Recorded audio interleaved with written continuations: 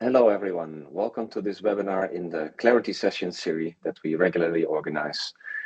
This is a series of short webinars to address key topics related to cosmetic product compliance and safety, and how to manage this in the context of constant change. We aim to give you clear insight and guidance, and to give you all the chances to ask your questions to one of our experts. It's free, it's clear, it's simple. Before I introduce Zoran, please drop your questions in the Q&A. At the end, we will go through them and we will answer your questions. After the webinar, we will share the recording and the Q&A document with answers to the questions with all registrants.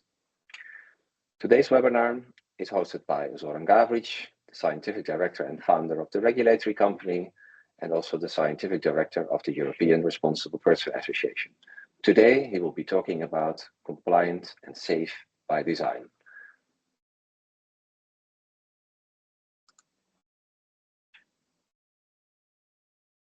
Please, Zoran, take it away. Thank you, Jasper. Good day, everyone, and welcome to today's webinar with the title Compliant and Safe by Design. As Jasper said, my name is Zoran Gavric, and I am the Scientific Director and founder of TRC. Before we continue with the presentation, I would like to take just a minute to introduce the regulatory company a little bit more for those who do not know us well enough. The regulatory company is founded in 2008 by me, and we manage compliance and safety of cosmetic products for a large portfolio of clients with more than 5,000 products that we are managing currently for more than 150 brands. We have a team of toxicologists, safety assessors, and project managers, and software developers that also work on developing our PRIMS software. Our offices are in EU, but also UK, USA, and Canada, where we can represent our clients either as a responsible person or as an agent, depending on the regional requirements. And we are a member of professional associations like IBA, CTPA, ERPA, and ESTIF, European Society of Toxicology in Vitro. I'm also associated to the University of Leiden, where I teach the regulatory toxicology subject for the last year of master students of biopharmaceutical sciences. Today's webinar, I want to talk about a simple idea with a big impact. Compliance and safety should not be something that we check at the end of product development process and just before the product launch. They should be built into product development from the beginning. And at TRC, this is actually how we work with our clients. And we call that compliant and safe by design. And our software PRIMS is the tool that helps us make that approach practical, consistent, and scalable. And the goal of compliant and safe by design concept, what I will abbreviate it to CSBD, is to develop products that are compliant and safe and assessment inspection ready first time right, and to keep them like that throughout the entire product life cycle. As you'll recognize, most teams know the pain of finding compliance or safety issues too late. At that point, the formula is very advanced, artworks may be already created, and launching timelines are fixed, and every change in that sense becomes very costly. So missing supplier data required for the assessment, for example, or registration, slows down or even stops everything in case of missing critical information, like, for example, missing allergens declaration. So wrong early assumption creates reworks later. And in our view, with our approach, that is avoidable. When compliance and safety are treated as early product design inputs, teams make clear, informed, and substantiated decisions throughout the development and avoid in that way disruption at the later stage. So for us, the CSBD is a practical product development model that integrates compliance and safety in the standard MPD funnel process. Following points are really important in the CSBD concept. At the very beginning, clearly defining the intended use, what the product is, who is it for, and how it will be used. Building the product formula from ingredients that are sufficiently understood, trusted and preferably already screened and verified, identifying critical safety and compliance issues early, while choices are still flexible. We then translate those findings into practical outcomes and action points that can be used as gatekeepers in the NPD funnel.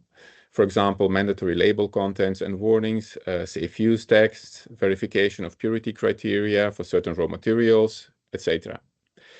So critical aspects and assessment decisions based on data and documentation, like critical contaminants and stability, are, when needed, verified with testing. So testing is not always necessary, and we suggest testing only when these critical aspects need to be verified throughout the development process. And importantly, continuous monitoring after launch is important because products do not stay compliant by default. So these are the 5 basic pillars of an efficient compliance and safe by design system.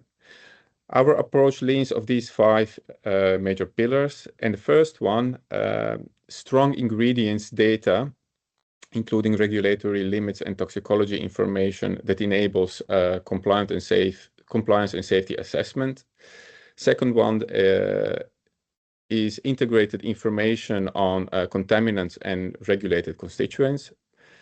Thirdly, definition of use with predefined exposure scenarios that includes all parameters which are relevant for safety, compliance and safety assessment. For example, specific use groups, body areas, quantity and frequency of use, etc. Fourth, creation of mandatory label content and safe use tags early in development for alignment with marketing and product positioning.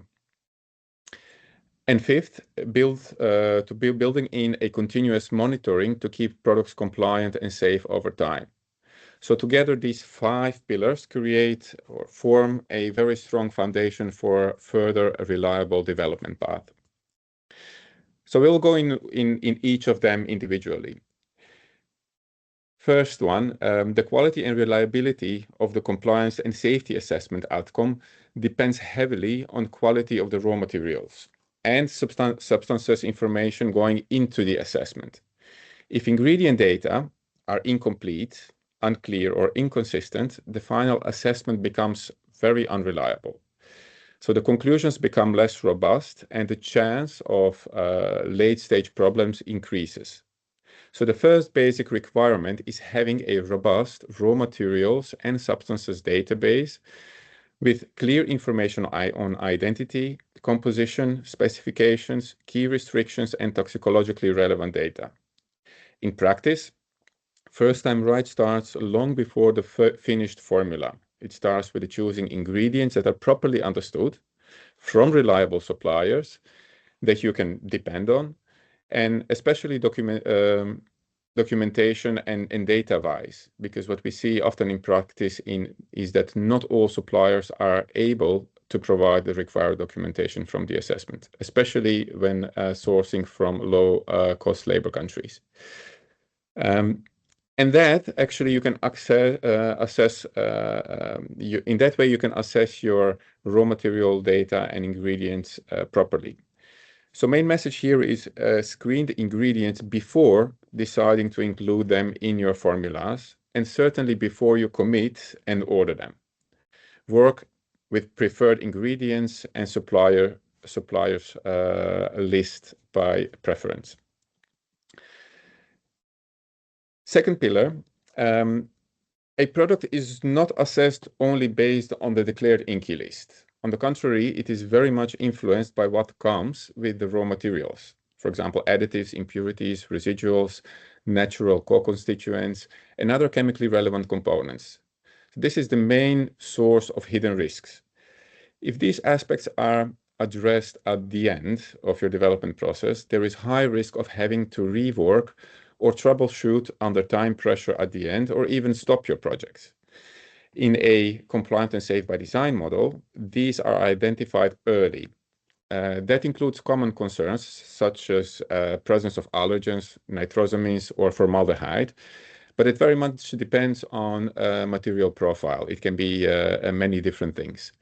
The key message here is following from the regulatory and safety point of view, especially the components that are not prominent on the label are highly relevant for safety and compliance. And moreover, in EU, an omitted allergen carryover from essential oil, for example, is a safety risk that is a reason for a direct recall of the product by the authorities. And this is one of the places where our PRIM system adds real value. It helps bring common contaminants and regulated constituent issues in the assessment scope early in the process. Timely incorporating and flagging critical issues supports consistent assessor thinking and reduces the chance that critical issues remain buried and in disconnected documents until it is too late. The most critical aspects can in this way be addressed timely, while also enabling smart and informed testing strategy and consequently significantly reducing the related costs. It is really important to know what to test for, because otherwise you will be just testing and shooting in the dark. Pillar 3, related to exposure. Safety only makes sense in the context of real use. So the same formula can look very different depending on who uses it, where it is applied, how often it is used, and in what quantity. A leave-on face product is not the same as a rinse-off cleanser. A spray format is not the same as a cream.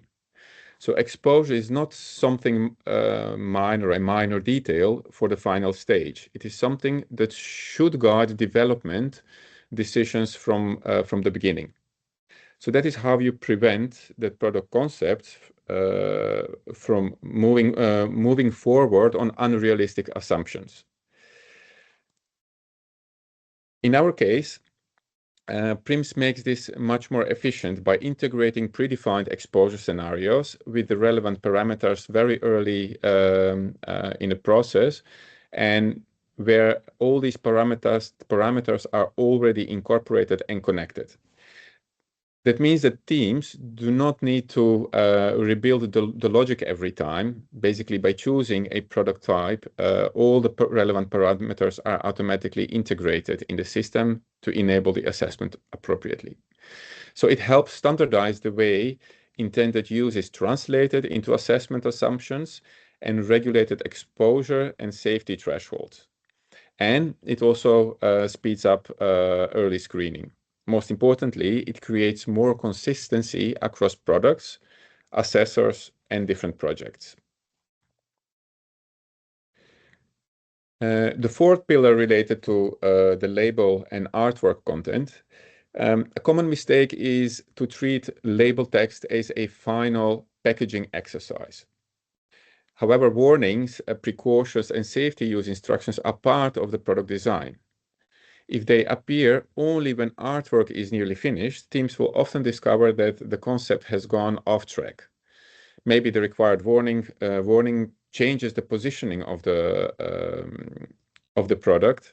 Maybe the packaging cannot carry the necessary text and require translations due to lack of space. Maybe safe use instructions affect the consumer experience of the product.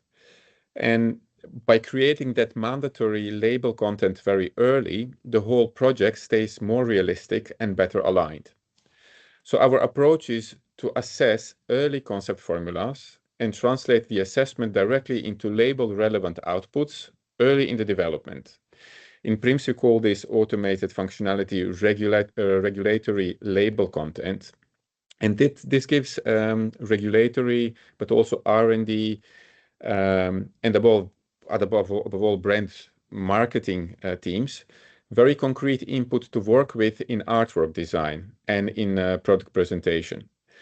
So this regulatory label content reduces late surprises and helps prevent artwork revisions and marketing disappointments at the later stage. In other words, this keeps product design and product communication moving in the same direction and aligning regulatory requirements with the marketing expectations and how product can be positioned on the market. And last but evenly important pillar, continuous monitoring. Even a mostly or the best developed product can become non-compliant over time. We know that regulations and retailers' requirements constantly evolve and change, and that changes in suppliers and raw materials may also affect specifications or composition.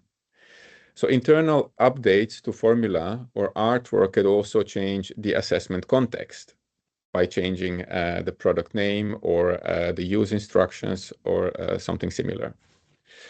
So a strong, compliant and safe by design model does not stop at launch. It includes automated connectors between data sets and automated reviews and reassessment that visually show the impact of changes on individual products, but also portfolio-wide. That is what turns compliance from a one-time event into a controlled and traceable lifecycle process. This is an example of a digital compliant and safe by design based ecosystem model, and basically, which is also a model that we use when developing our PRIM system. And a smart digital system like this, in the central role in this system is, of course, its digital heart. And it plays a central role where the information from the clients, what you see in blue on the left side, is integrated and combined with our knowledge, the regulatory and toxicology data sets that you see on the bottom part of the graph under the system databases, TRC data. And where with smart algorithms and with smart programming, the regulatory toxicology data is integrated, and where practical outputs are created, for example, the CPSRs, the label content, mandatory labeled content, and basically any other report or traceability that you need to demonstrate the compliance of your products real time.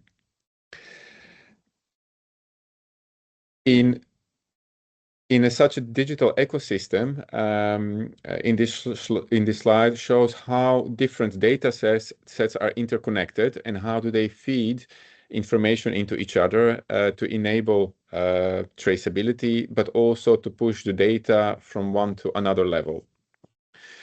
So changes in any of the underlying data sets automatically push us into all above connected ones. This also enables one-to-many relations and prevents data duplication.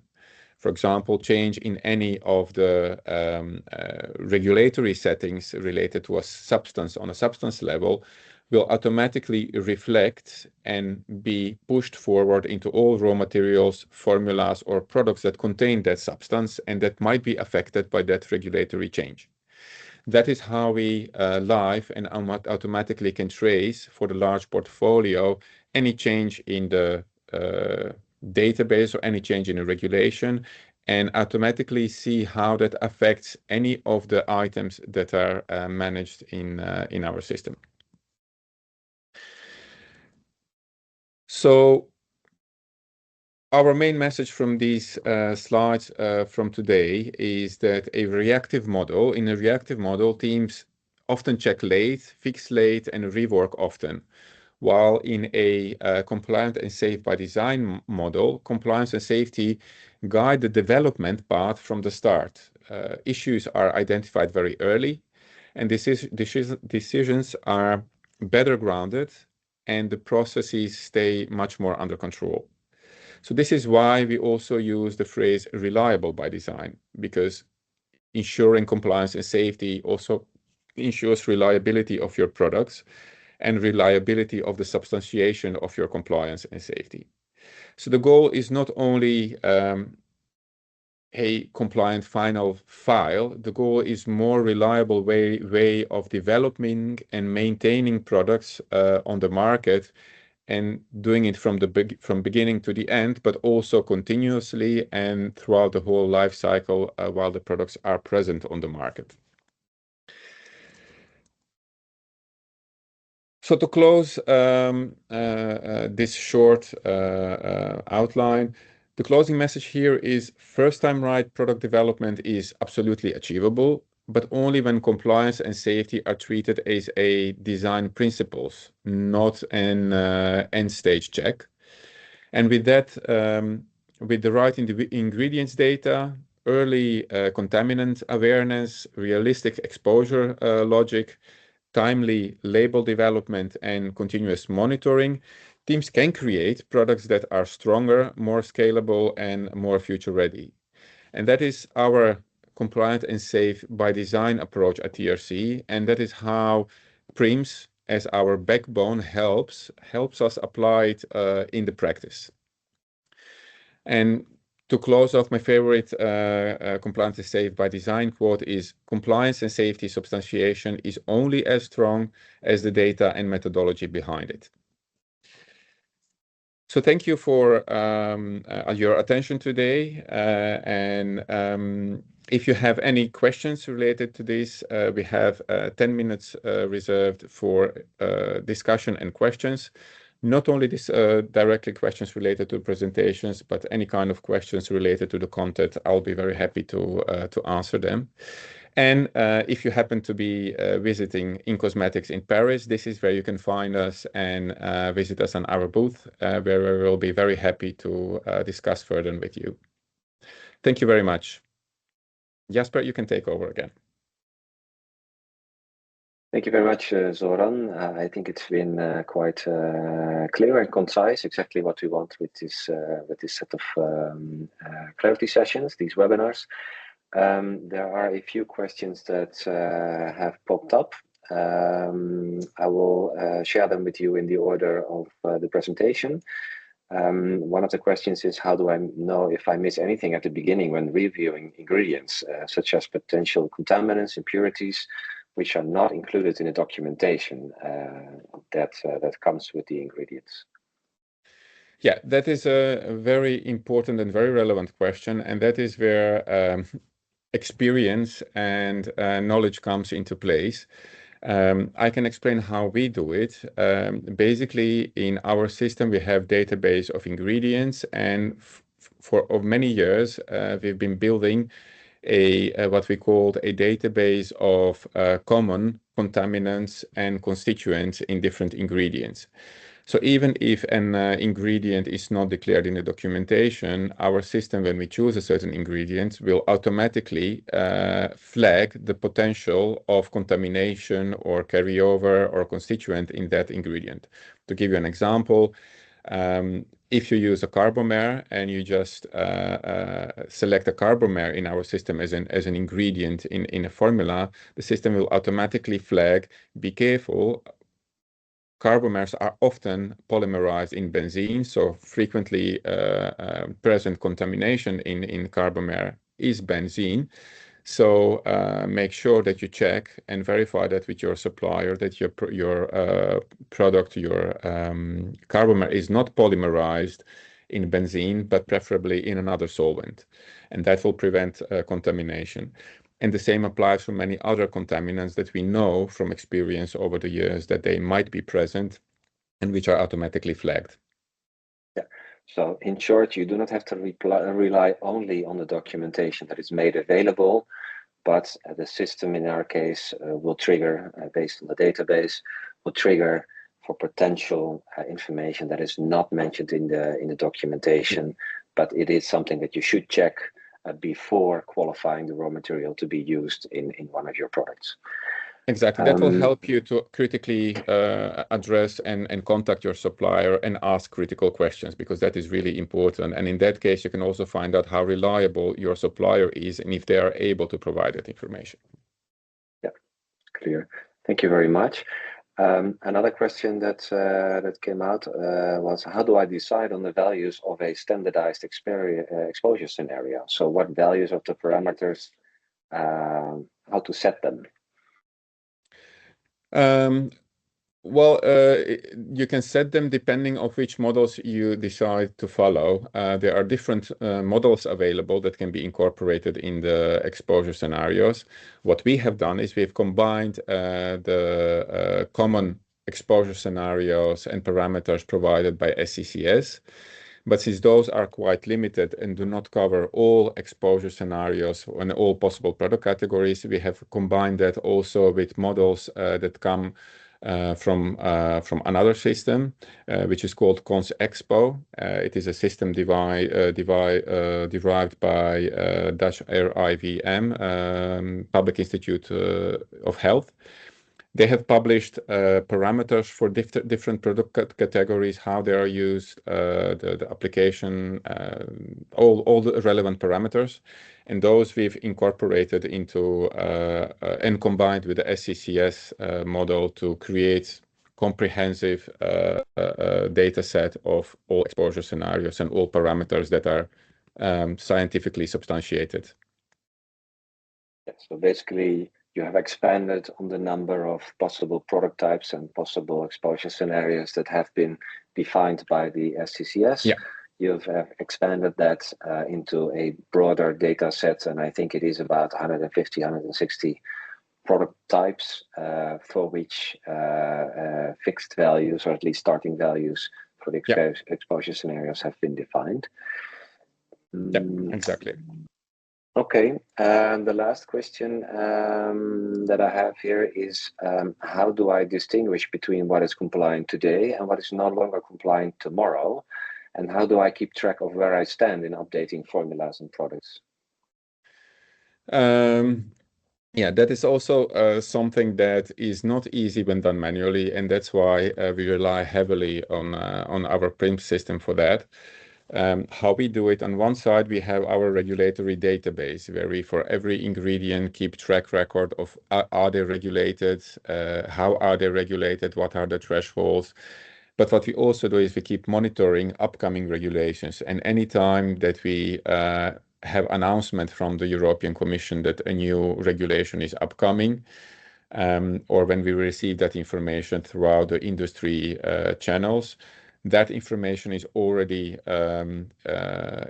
put in the data set, and we put that in a way what we call the future compliance alert.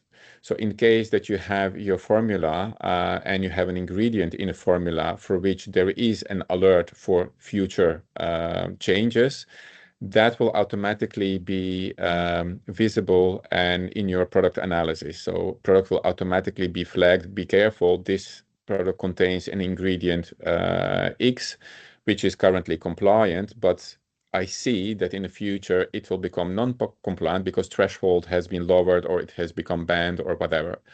So in that way, you can keep track record of what is compliant now and what will become compliant in the future. But for that, you do need to know what is upcoming, and you need to have a system or an overview or a list where you have the dates when that becomes effective and which products are affected by that. And that is quite sophisticated exercise to do. Okay, thank you very much, Zoran. I think these are the 3 questions I see in the Q&A. Then leaves me with thanking you very much for the presentation. It has been insightful, I hope. Thank you very much also for the audience and for the questions. Please follow TRC online on LinkedIn to receive information on future webinars in these Clarity sessions. And of course, reach out to us if you need any support or in case you would like to discuss any questions you may have. Wishing you a good remainder of the day and looking forward to see you in future sessions. Thank you very much. Bye-bye.